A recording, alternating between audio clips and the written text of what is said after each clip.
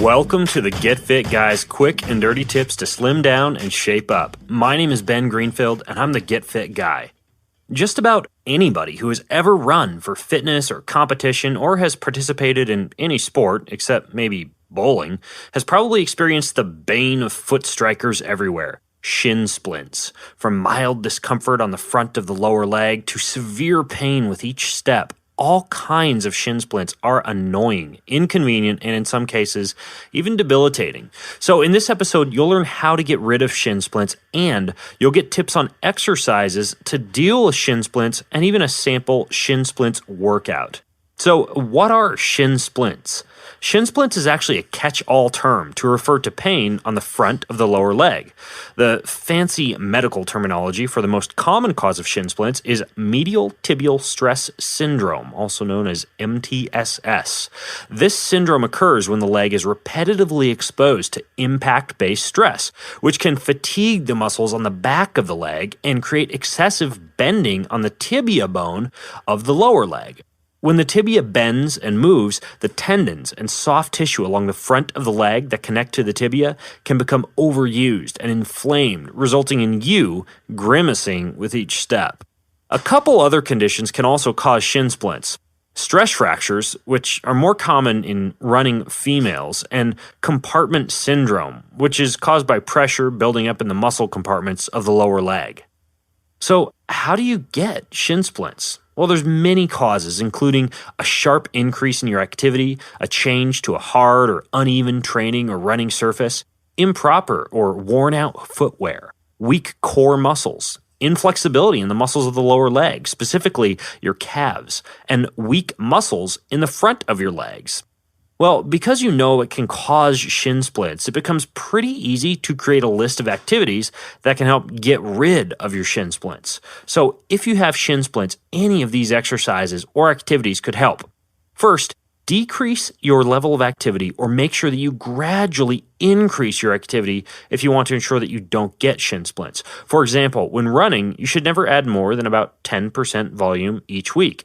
If you already have shin splints, then decrease your activity significantly until the pain subsides.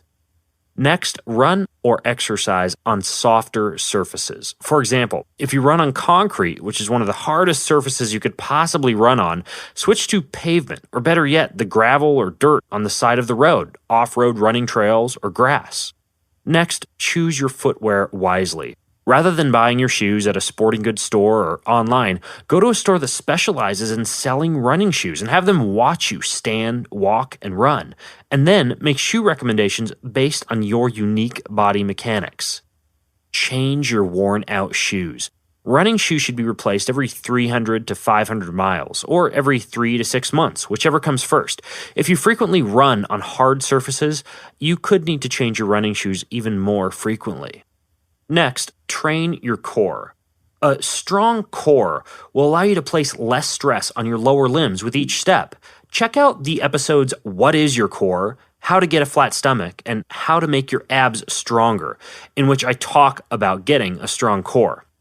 Next, stretch your calves. Each day, preferably before you run or do the activity that may put you at risk for shin splints or be causing your shin splints, do a wall calf stretch. I'll put a video in the show notes over at getfitguy.quickanddirtytips.com, but for this stretch, you place both hands on the wall and you lean into the wall with one leg outstretched behind you. Also, try a down dog, in which you get into a push-up position, lift your butt towards the ceiling or the sky until you feel a stretch in the back of your legs. You can also do foam rolling exercises for your calf, and I'll put a link to a video of me doing a foam rolling exercise for my calf. Stretching the calves is good for both preventing and recovering from shin splints, so if you're in either of those categories, it could help you. Strengthen the front of your legs. One of the best ways to strengthen the front leg muscles is with toe lifts, in which you stand in one place and lift the front of your foot off of the floor while keeping your heel on the floor. Try to hold this position for 10 seconds and then slowly lower the front of your foot back to the floor. Try to do 30 of these toe lifts 3 times per day. Now, once that gets easy, you can get to the point where you begin heel walks, in which you walk on your heels with your toes pointed straight ahead for 3 to 5 minutes per day. Ultimately, if you have shin splints that result from this medial tibial stress syndrome, the most common cause of shin splints, you should refrain from any running or lower leg impact for 5 to 7 days, then start doing the activities I just mentioned above. But if you have a stress fracture or compartment syndrome, the slightly less common causes of shin splints, you'll want to meet with a physician to get medical advice for these slightly more serious conditions. So now that you have some good shin splints exercises, here is a shin splints workout. Start off with a 5 to 10 minute light warm-up, preferably non-weight bearing on a bicycle or elliptical trainer. If you're stuck at home without these items, a warm-up could be optional. Next, do a wall calf stretch for each leg for 30 seconds, and then do 30 seconds of down dog. Next, do 25 yards of heel walks or 30 reps of toe lifts. Repeat the stretches and the heel walks or toe lifts 3 times through, and then finish with 20 to 30 foam rolls for each calf. And actually, in the absence of a foam roller, you could even use a rolling pin. Just make sure that you wash it before you go into any type of meal preparation activities. So now, what are you waiting for? Go get fit.